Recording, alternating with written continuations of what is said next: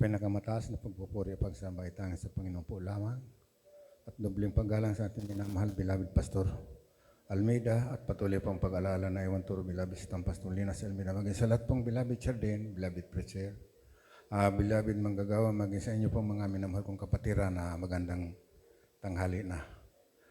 Ako po ay nagpala naman parang pasalamatan, mahal Panginoon, dahil talagang tayong Kristiyano nakakilala sa mahal Panginoon, talagang marami po talagang dapat ipasalamat sa mahal Panginoon. Dahil ang aking buhay, kan mga panahon po talagang naalala ko, kung po ay panahon po na hindi pa nakakilala sa mahal Panginoon, marami pong dinaanan. Kan mga panahon po, nakamunting na po kung makapatay. Pero gusto ko nang tagain yung tao, ay nakataas na po yung kamay ko. Pero may biglang biglang lumamig po na galing sa taas na nalamig po ng aking ulo, kaya nawala po yung galit. Kaya napakabuti kan mahal Panginoon. Bagat pat po, hindi pa ako nakakilala sa mahal Panginoon. Marami po talagang gawa sa akin. Sa kan mahal na Panginoon na paalaala at saka pag-iingat po. Kaya napakabuti kan mahal Panginoon sa mga buho sa akin, dahil marami pong akong dinaanan na aksidente. Na-aksidente na po ako sa tricycle, sa motor, at maging doon sa kubo ko po, nahulog ako sa bubong. Akala ko yung ulo ko ang mauna, pero yung nauna po, yung tuhod ko doon sa lupa. Kaya grabe po ang pag-iingat ka, mahal Panginoon, sa akin.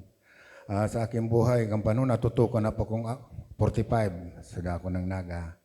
Pero talagang, nandyan po talaga, naalala ko lang po yan dahil talagang napakabuti ka, mahal Panginoon, na tayo pala kung talagang masasabi kong pinili kita kan, mahal Panginoon, talagang nandyan po talaga ang pag-iingat. Dahil kan mga panahon po, ako ay naging tanod, 2 dekada yata ako naging tanod. Katunayan po, ditong may kasama kong tatlo po. Tatlo kaming nandito na sa Jesus Miracle Street na mga tanod kang panahon. Kaya ang akala ko hindi na po ako makakabalik dahil mahirap, sabi ko, ang tanod pala. Kasi kung saan naman kasiyahan, nandoon ka, tatawagan ka, kasalan, mga ano. Kaya naging sanin ako parang nanlamig sa paglilingkod sa mahal Panginoon. Pero aking pinasalamatan dahil yung anak ko nagpatayo ng bahay sa Maynila, 2 yung nagpatayo ng bahay sa Bulacan. Nandoon na naman, maraming bisyo. Bumalik pa ako sa mga bisyo na ako po'y nanlamig, bumalik pa ako sa bisyo ko.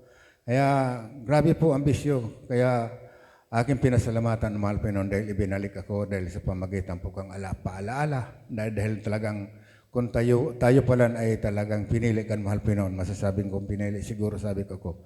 Dahil marami pong palaala sa akin pag ako po ay nagkakamali.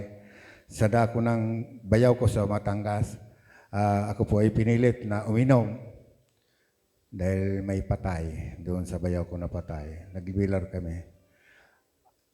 Sinubukan ko lang po ay pagkatapos mong pag-inom ko, pagkagabi, kinamagahan po, natake mahal na asawa ko at dinala sa ospital. Kaya sabi ko, talagang palala, talagang mahal po noon, hindi tayo hayaan na malayo sa kanya. Kaya 24 oras lang po, gumastos na mahigit 10,000. Kaya sabi ko, pinaalala sa akin, mahal na Panginoon, na talagang kung hindi tayo matuto na mag-ingat o magkaroon ng takot talaga sa mahal Panginoon, talagang pag pinili kita kan, mahal Panginoon, nandyan po, kahit gawin mong, isipin mong lalayo ka sa mahal Panginoon, talagang ibabalik ka. Dahil sa pamagitan lang po ng karamdaman, ipapalaala sa atin yan. Dahil ako po ay, yung lumayo ko sa mahal Panginoon, gusto kong takasan dahil ayaw ko itong ganitong gawain na talagang napakahaba naman, sabi ko. At saka, hindi ko naman kaya, sabi ko, wala naman kong pinag-aralan. At gagamitin pa ko dito sa pulpito na yung adult choir, sabi ko, talagang ayaw ko yan. Pero pagpilit tayong lalayo, pero ibabalik kita kan, mahal Panginoon. Dahil nandyan po talagang palalakan, mahal Panginoon. Bibigyan kang karamdaman para manumbalik ka. Talagang tunay po na ang mahal na Panginoon, hindi tayo ilalayo. Kung tayo ay talagang pinili na kan, mahal na Panginoon, talagang hindi natin matatakasan ang mahal na Panginoon. Kaya napakabuti ang mahal na Panginoon. maging sa mga kagalingan sa amin ng mga karamdaman, tunay po na aking anak at aking makuha po nagkaroon ng karamdaman. Alam ko yan ay mga pagsubok sa mga pagkukulang. Kaya maraming salamat dahil yan pinagaling na kan mahal Panginoon. At maging sa mga pagbibigay niya sa akin ng kapayapaan na parang kung may galit ako, na parang nasabi ko nga talagang wala nang akong galit. Ay kasi kan panahon po marami akong nasaktan dahil trouble mo ay talagang mahilig ako sa trouble ng araw.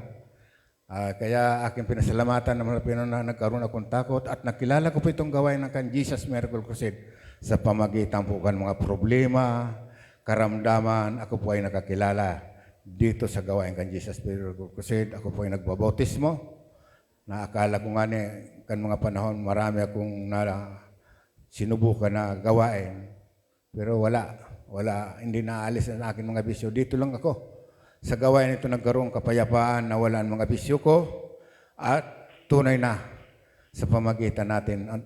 Unang dalangin bilab para sa mga karamdaman natin sa pamagitan po kapaglihan. Siyan po ay pinapagaling mahal Panginoon. Kaya napakabuti mahal Panginoon at aking ipapalala talagang dumating na po ang visa ko. Ako po ay pala magbabakasyon na sa Australia. Siguro, aywan ko kung ilang buwan. Kaya siguro sabi ko kalooban, sabi ko nga ayaw ko na dyan pumunta. Pero kalooban, natapos na rin dumating ng visa ko. Kaya ang kapurihan po, kapasalamatan tangay sa Panginoon po lang.